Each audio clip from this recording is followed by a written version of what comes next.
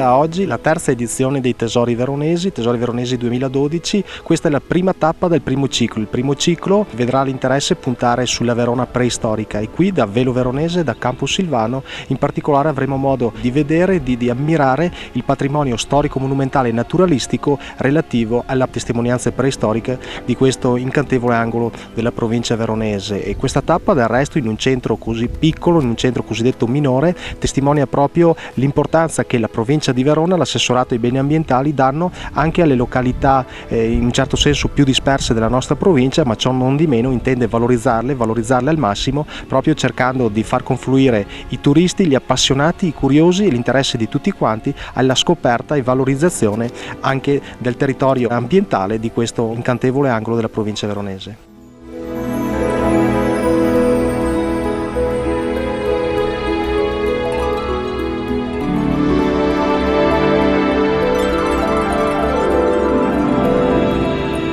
Oggi andremo a vedere solo alcune delle bellissime cose che abbiamo qui a Velo Veronese. Andremo a vedere il Museo dei Fossili, andremo a vedere la Valle delle Sfingi e il Covolo di Velo Veronese.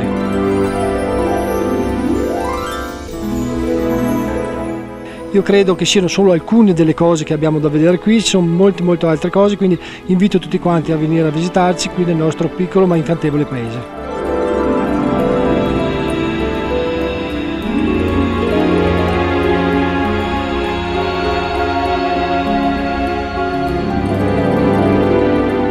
Museo di fossili. I fossili sono tutti i nostri progenitori di pietra. C'è stato il mare per un sacco di milioni di anni in questa zona.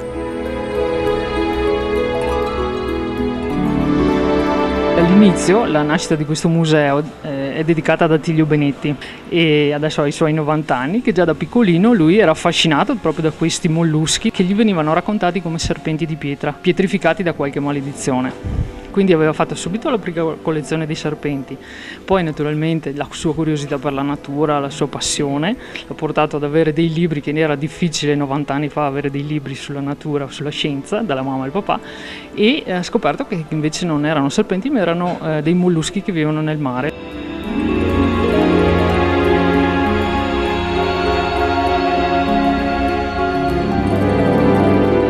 È nato dalla mia collezione, no? Pian piano ho cominciato a raccogliere fossili e ho messo su il vecchio museo, che è questo.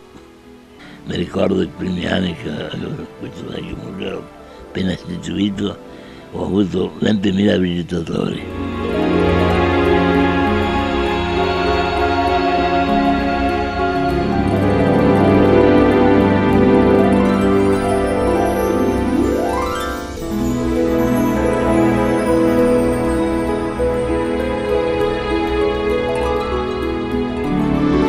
Il Covo di Campo Silvano è una grotta residuale, tutta scavata dall'acqua, dai ghiacci, dai fenomeni, perché l'acqua su queste rocce ha un'azione carsica, cioè le scioglie praticamente, pian pianino le scioglie, crea dei cunicoli, prima va a scavare sullo strato sotto perché è più morbido, poi è crollato anche il tetto, sempre che si è fratturato anche quello, è crollato e si vedono tutti i massi del crollo e tutti gli strati del mare che c'era qua, lì si vedono abbastanza bene.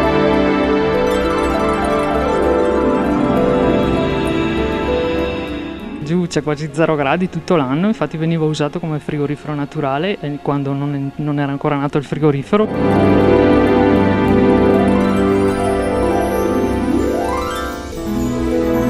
Ci sono le leggende, che sempre Attilio Benetti, appassionato anche di queste leggende, ha scritto anche dei libri su queste fade. Questi orchi hanno le zampe di capra, queste orecchie lunghe, questo serpente alla cintura e hanno i loro cibi particolari, ma non sono cattivi. E si dice anche che comunque in passato abbiano insegnato molte cose agli abitanti della montagna.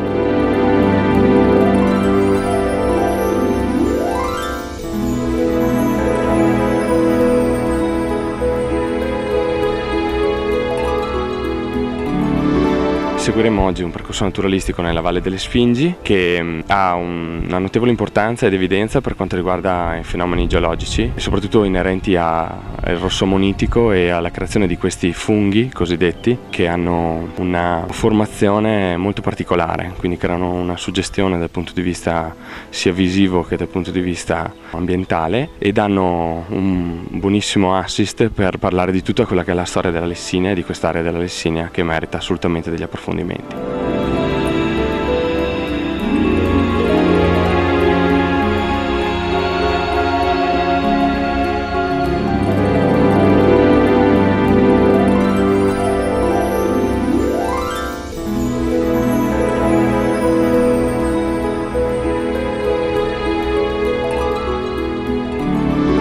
La Valle delle Sfingi è interessante non solo dal punto di vista geologico e naturalistico, ma anche per quanto riguarda le tradizioni di questo luogo, legate alle fade e agli orchi. È proprio parte di questo territorio.